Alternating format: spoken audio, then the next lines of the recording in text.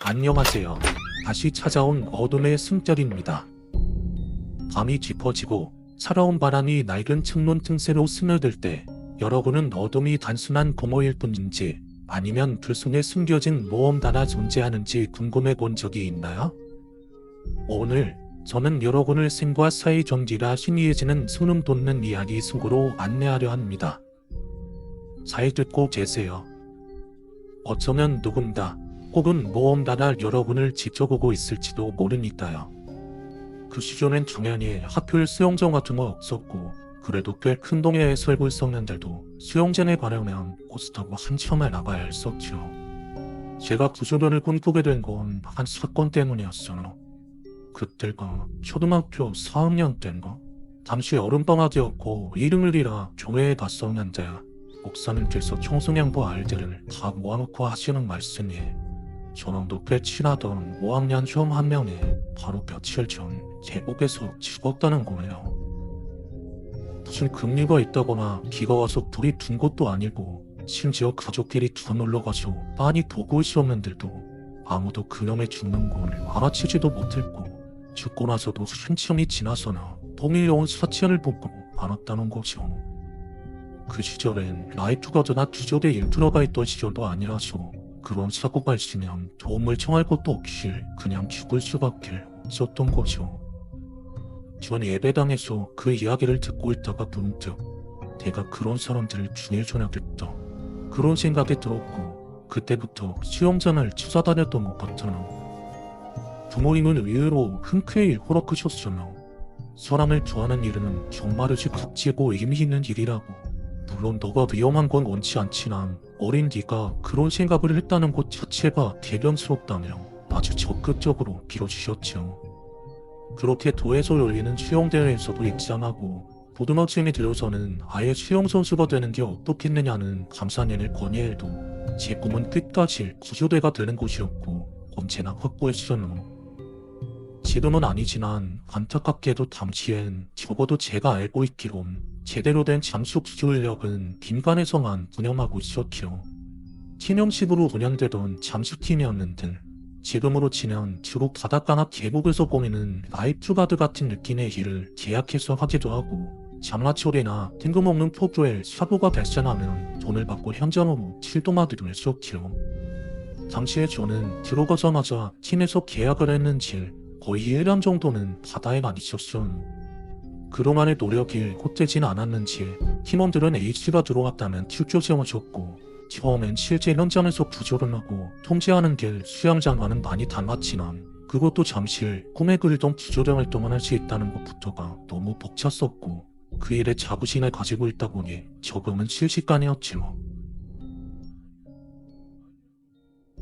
자, 이제 우리 팀 여기서 출소하고 당분간은 계곡 쪽으로 들어갈 것 같은데 일단은 지리산 쪽에 숲수 적어놨으니까 거기서 대기하는 걸로 하자. 팀장으로 있는 지은이 형은 꽤나 괜찮은 사람입니다. 돈을 좀 밝히긴 하지만 후배들에게 따뜻한 사람이었고 아이가 둘이나 있어서 그의 책임이 있다느니 속물이 되는 건 어쩔 수 없는 일이죠. 그렇게 지리산 산골로 들어간 우리 팀 그리고 처음 겪어보는 숙소 대기는 정말 지루했어요.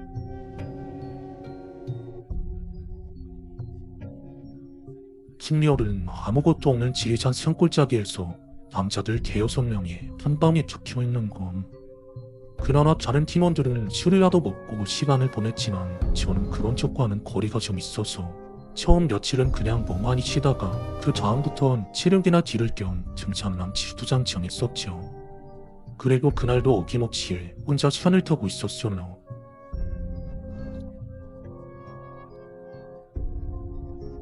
오랜만에 들어보는 차 소리에 고개를 돌려보니 저 멀리 관광차 한 대가 시멘트로 된 도로를 올라가고 있었어요. 차에 붙은 현수막엔 멀리서도 보이는 큰 글씨로 탑골 기업 야료해 라고 쓰여있었죠.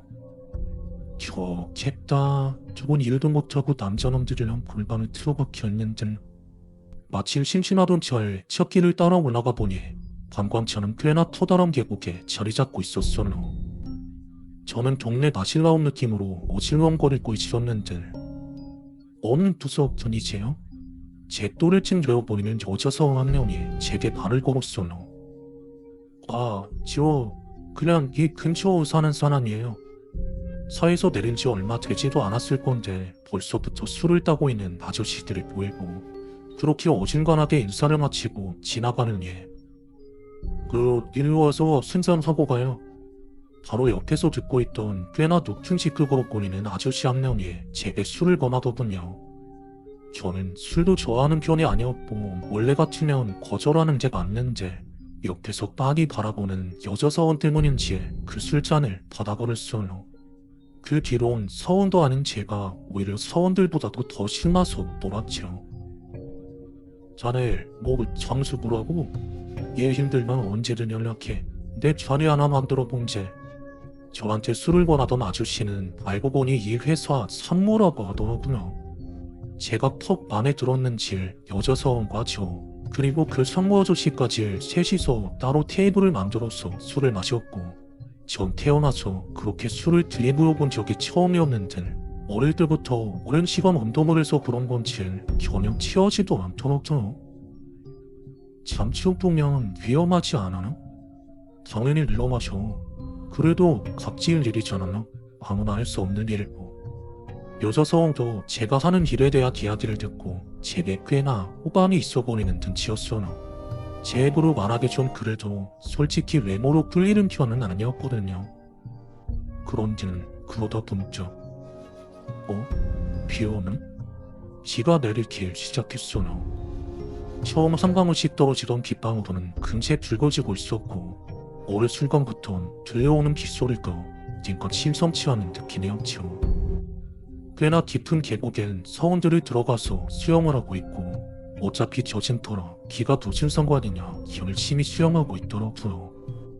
근데 전 그래도 이 일을 하며 공부한 게 있는 터라 비 오는 계곡이 위험하다는 건 충분히 알고 있었죠. 성님, 제가 기교를 일을 해서 아는데 비 오는 계곡은 불이 정말 극히하게 늘어나요. 이게 생각보다 훨씬 위험한 거라 일단 성원들이 불에서 나오는 게 좋지 싶어요. 그래? 그래도 내가 이것만 먹고 가서 말하지. 아무런 위기의식이 없는 사람들과 크게 신경 쓰지 않는 책임자. 막상 저도 듣고 공부만 했을 뿐 실제로 겪은 적이 없었어요. 그래서 그렇게 안 일했고 그걸 깨닫기까지는 많은 시간이 필요하진 않았죠. 쏟아지는 기틀기는 순식간에 붉어졌고 내려오는 불의 색이 점점 흐려지기 시작했을 때 다들 나오세요. 그때서야 번뜩 정신을 차린 제가 나섰습니다. 하지만 사원들은 그때 잠깐 멀뚱히 저를 쳐다봤을 뿐 뭐지 저건? 하는 표정으로 파나진 물선을 재밌다며 가르고 있었어요. 그러길 차마 1분도 지나지 않았어 물은 완전히 흙탕물이 되었고 물에서 한참 위에 펴놨던 테이블의 벨까지 급격하게 물이 들어차기 시작했을 때 사람들은 그제야 웅성거리며 계곡에서 기어나오고 있었어요. 정말 순식간이었어요. 다행히 설치되어 있는 로프가 있어서 그걸 붙잡고 넘어오는 사람들. 대리치는 불에 놀라서 테이블 입구 집기고 다 내팽개치고 관광차가 있는 언덕으로 올라오는 사람들. 같이 술을 마시던 상무 아저씨와 여자 사원은 제가 이미 언덕 위쪽으로 보내놓았었죠. 그 시점의 아래쪽은 아디주아디 따로 없었어요. 물살은 이미 저조차도 감히 들어갈 수도 없을 정도의 급류가 되었고 그나마 반대편에서 건너오는 사람들을 위해 로프를 단단히 잡아서는 것 말고 할 수 있는 일이 없었어요. 그리고 그때 마지막 남아있던 사원 둘이 로프를 잡고 건너던 도중 로프가 끊어졌어요. 일로 건너! 상무 아저씨의 보안과 곧장 전화를 거는 여자 사원의 모습. 하지만 일본에서 돌아오는 반 일단 출동을 하는 날 그럼 지금만 해줄 수 있는 게 없으나 그럼 방송은 그만하나 비용은 그만하나 상무 아저씨는 잠깐 멈칫했지만 던질테니 얼른 불러달라고 소리쳤어요. 그리고 몇 분 지나지 않았을 때 아주 익숙한 봉고치 한 대가 관광차 옆으로 올라왔어요. 지은이요! 우리 팀 지났죠. 실제 산소통까지 풀장비를 나고 차에서 내린 건 팀장님이었는데 반가워서 손다른에 달려가니 지은이 형은 저를 보자마자 갑자기 표정이 싹 굳어버리면서 네가 왜 여기 있냐? 많은 사람들을?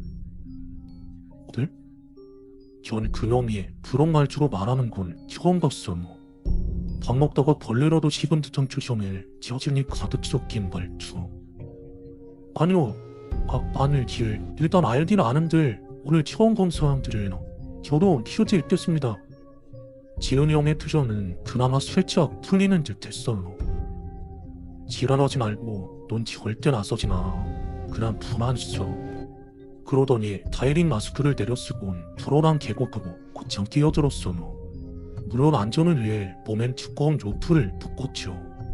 근데 왠지 똑같은 루트를 또 따로 들고 가셨어요. 그래도 다행이었죠.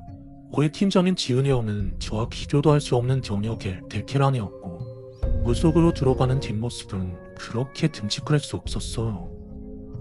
저희 팀장님이세요. 이 일에선 따라온 사람이 없는 베테랑이시니까 꼭 뒤에서 나오실 거네요. 그땐 아주 잠깐이지만 조금은 뿌듯한 느낌이었어요. 제가 원하고 꿈꾸던 일이 바로 이런 거였으니까요. 물론 지금은 너무 긴박한 상황이고 불어난 계곡에서 훈련을 해보지 못한 제가 나설 순 없었으니 이렇게 물 밖에서 소포트나 하고 있는 상황이었지만 그것만으로도 충분히 의미 있는 일이었죠. 절대 아무나 할 수 없는 의미 있는 일. 점점 불어나는 물 때문에 들어간 팀장님이 걱정되긴 했지만 여기서 믿고 기다리는 수밖에 없었죠. 그렇게 약 5분간의 시간이 흐르고 이런 등류는 베테랑인 그에게도 쉽지 않은 건지 힘겹게 지은이 형이 올라왔는데 물에 빠진 사람은 결국 좋아하지 못한 건지 보이지 않았어요. 근데 아까 따로 들고 갔던 의문의 로프를 한쪽 발을 묶은 상태였죠. 칭룡, 괜찮으시? 그런 제 말을 들은 채도 안 한 지은이 형은 곧장 상무 아저씨에게 걸어갔고 묶고 있던 로프를 내보이며 말했어요. 일단 한 명은 떠밀린 건지 2분간은 안 보이고 2번명만 이 밑에 있으려. 원래는 주당 300씩 받는데 지금 거 같으니까 200만 받을게요. 광전로 말아요. 참고로 말 거면 줄 바로 끊습니다. 지은이 좀? 뭐지 저게? 이게 도대체 무슨 상황이지? 모든 세상이 멈춰버린 것 같았어요. 제 안에 무언가가 무너지는 기분이 없죠. 물에 빠진 사람을 구조하고 응급처치를 죽어가던 사람을 살리고 긴박한 위험 속에서 누군가의 생명을 구하는 일을 하는 사람. 절대 아무나 할 수 없는 일. 언젠가 아버지가 내게 말했던 닥치고 의미 있는 일. 줄 하나만 생각하고 바라보면서 왔던 지난 날들. 처음 다이린 마스크를 쓰고 잠시했던 순간 에이스가 들어왔다며 손꼽 잠겨주던 팀원들. 거친 바다 속에서 처음으로 구했던 전환 적어 감사하다며 내 손을 잡아 쓸어주던 그 가족들. 온몸에 힘이 다 빠지고 손이 덜덜 떨리는 와중에도 너무나 뿌듯하고 값지었던 나의 첫 구조. 그리고 지금 내 눈앞에 펼쳐진 이 광경. 물속에 있는 조남자를 묶은 로프, 돈을 로프하고 있는 팀장. 심지어 그 줄을 끊게 했다며 협박하는 그 상황이 마치 꿈인 것만 같았어요. 한때 내가 믿고 따르던 정말 존경스러운 사람이라고 말하고 다녔던 그가 내가 만난 누구보다도 이 일의 베테랑이며 실수로 없을 만큼의 사람을 구했을 그 사람이 사람의 목숨으로 거래를 하고 있다는 사실이 제겐 너무 큰 충격이었어요. 또 건조요. 돈은 내가 바로 챙겨할 테니 상무 아저씨는 자급자게 적혀주셨노. 아직이지만 현금 보여주시는데요. 옆에 직원도 시키면 되겠네. 정말 알겠지만 위험해서 직원은 못 들어가니까 확실히 해야죠. 그러한 상황 속에서도 둘은 점점 더 전화도 있었고 시간이 조금만 더 지나면 그가 서있는 자리까지 잠들 뻔했죠. 상무 아저씨는 곧장 옆에 있던 남자 직원에게 털옥치와 지갑을 쥐어지며 현금을 뽑아오라고 말했고 그 직원이 들려가는 걸 보고 나서는 팀장님은 차를 끌고 물가로 내려가서 차에 연결된 장치로 노트를 잠겼어요. 그리고 끝까지 딸려나온 노트엔 싸늘하게 식은 시신함수가 정교하게 도끼를 씌웠죠. 그 모든 장면이 현실같이 알았어요. 그냥 꿈을 꾸는 것 같았어요. 시신은 고디로 도착한 112 대원들에게 인제되었고 전 혼이 빠진 상태로 시신만 바라보고 있었지요. 정말 한없이 바라보고 있었어요. 그러다 문득 제 어깨를 두들기는 손길을 고개를 돌리니 삼고 가라앉은 목소리로 상머저 씨가 제게 말을 걸었습니다. 자네 잘못은 아니니까 너무 삼지 말라고. 그나마 자네 덕분에 이맛 좀 산거야. 정말 고맙네. 전 아무런 말도 할 수가 없었어요. 제게 감사하다고 인사하는 수원들의 눈을 마주볼 용기가 나질 않았어요. 그렇게 그들을 지나쳐서 동고창을 향하게 형, 왜 사람을 그쪽으로 보내나? 여기 없나? 안 그러면 힘들어 죽겠는데 자꾸 꼬라보네? 이 상태에서 말고 차이타 숙소 복귀한 봐. 나 팀장님 이거나 아니잖아. 아이씨 날 새끼가 자꾸 사박 치려네. 그럼 너희 식구들 뭘 기대한 건데? 이게 우리 일이야. 계약해서 지치고 서로만 도운다고 돈이 되는 줄 알아? 이렇게 안 하면 우리 같은 놈들 더 굶어 죽어야 돼. 돈은 받을 수 있겠죠.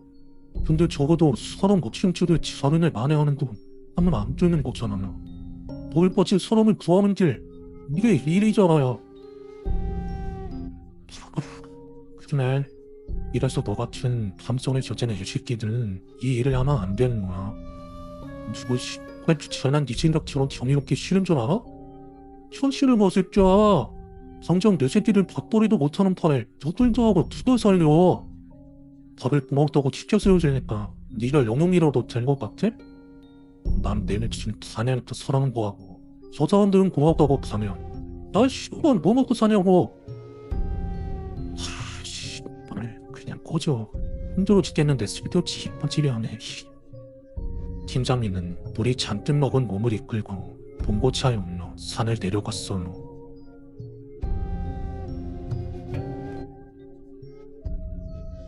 한참을 쏟아지던 기는 그쯤 되면 지체법도 하건만 자긴 관심 없다는 듯 누구의 눈치도 보지 않고 계속해서 내리고 있었지요.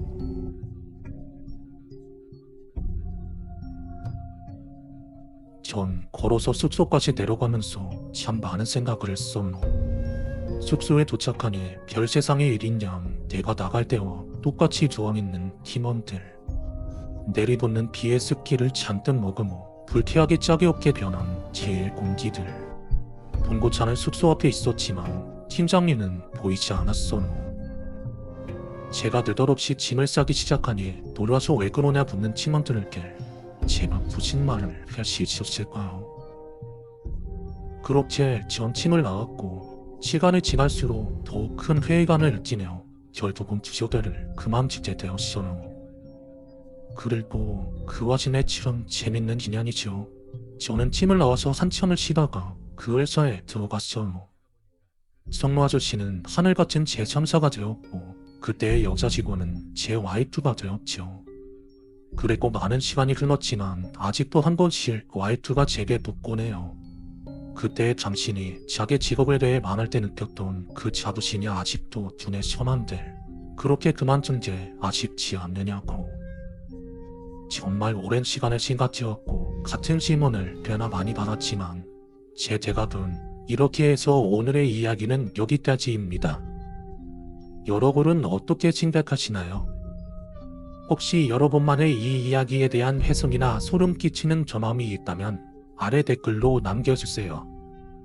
여러분의 생각을 듣고 싶습니다. 그리고 이 영상이 마음에 드셨다면 좋아요와 구독, 알림 설정까지 잊지 마세요. 여러분의 응원이 저에게 큰 힘이 됩니다. 어둠의 숨결과 함께 더 깊은 어둠 속으로 빠져들 준비가 되셨다면 다음 이야기에서 다시 만나겠습니다. 감사합니다.